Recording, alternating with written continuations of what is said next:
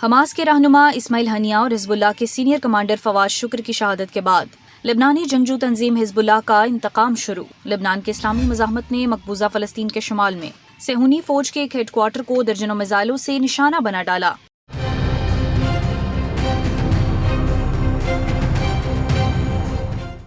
المنار کی رپورٹ کے مطابق لبنانی تنظیم حزب اللہ کے بیان میں کہا گیا کہ جنوبی لبنان کے دیہات پر صہیونی حملوں کے جواب میں ہم نے کاتیوشا میزائلوں سے جاتون میں 146ویں ڈویژن کے نئے ہیڈ کوارٹر کو نشانہ بنایا۔ اس سے قبل صہیونی حکومت کے ذرائع ابلاغ نے اطلاع دی تھی کہ لبنان سے شمالی مقبوضہ فلسطین کی صہیونی بستیوں پر 30 سے زائد راکٹ فائر کیے گئے ہیں۔ فلسطینی مزاحمتی گروپوں کی طرف سے الاقصی طوفان آپریشن کے آغاز کے ساتھ ہی حزب اللہ کی جانب سے شمالی مقبوضہ فلسطین میں صہیونی فوج کے ایک بڑے حصے کو مشغول کرنے اور غزہ میں مزاحمت پر دباؤ کو کم کرنے کے لیے فلسطینی سرزمین کے اندر صہیونی حکومت کے اہداف کے خلاف روزانہ کارروائیاں کی جاتی ہیں۔ حزب اللہ کے حملے میں جنوبی لبنان کے درمیان سرحد میں صہیونی حکومت کے کچھ ٹھکانے تباہ ہو چکے ہیں اور فوجی ساز و سامان جیسے کہ ٹینک، عملہ بردار جہاز اور صہیونیوں کی بختربند گاڑیوں کو بھی نشانہ بنایا گیا ہے۔ ان کارروائیوں میں لبنانی مزاحمت اور صہیونی فوجیوں کی ایک بڑی تعداد بھی ہلاک ہوئی ہے، جبکہ درجنوں اسرائیلی فوجی زخمی ہیں، جن میں متعدد اسرائیلی فوجیوں کی حالت تشویشناک بتائی جا رہی ہے۔ حزب اللہ کی ٹیلی گرام پوسٹ کے مطابق یہ کارروائی چند روز قبل جنوبی لبنان پر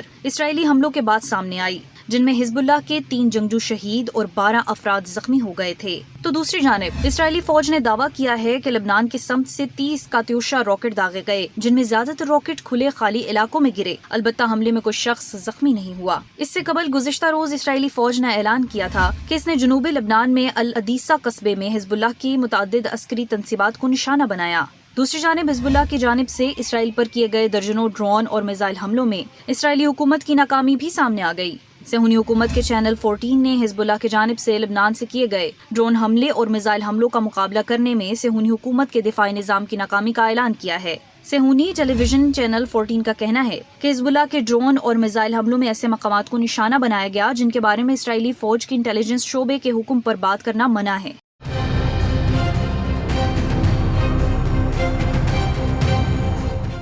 اس ٹی وی چینل نے مزید بتایا کہ اسرائیل کا دفاعی نظام حزب اللہ کے صرف ایک ڈرون کو روکنے اور مار گرانے میں کامیاب رہا، جبکہ متعدد ڈرون اور میزائل اپنے اہداف کو تباہ کرنے میں کامیاب رہے۔ بعض ذرائع ابلاغ نے زور دے کر کہا کہ حزب اللہ کے حملے کے بعد الجلیل سمیت بعض علاقوں میں زوردار دھماکے بھی ہوئے اور مقبوضہ شہر صفد اور کریات شمونہ کالونیوں کو بھی نشانہ بنایا گیا۔ اسرائیلی ذرائع کے مطابق شمالی مقبوضہ فلسطین کے الجلیل علیہ کے کم سے کم 20 علاقوں میں خطرے کے سائرن مسلسل 1 گھنٹے تک بجتے رہے۔ حالیہ مہینوں میں بہت سے تجزیہ کاروں اور صہیونی حکومت کے سابق اعلیٰ کمانڈروں نے اسرائیلی حکومت کی کابینہ اور فوج کی کارکردگی پر تنقید کرتے ہوئے حزب اللہ کے ساتھ جنگ میں اسرائیل کی بے بسی کا اعتراف کیا ہے اور کہا ہے کہ حزب اللہ بہت زیادہ طاقتور ہے، جو غزہ کو کنٹرول کرنے والی تحریک حماس کے مقابلے میں صہیونی حکومت کے لیے ایک دلدل بن چکی ہے۔ یاد رہے کہ 7 اکتوبر کو غزہ پر حملوں کے آغاز سے اب تک حزب اللہ اور اسرائیل کے درمیان جاری لڑائی میں لبنان میں 565 افراد شہید ہو چکے ہیں، جن میں 116 شہری شامل ہیں۔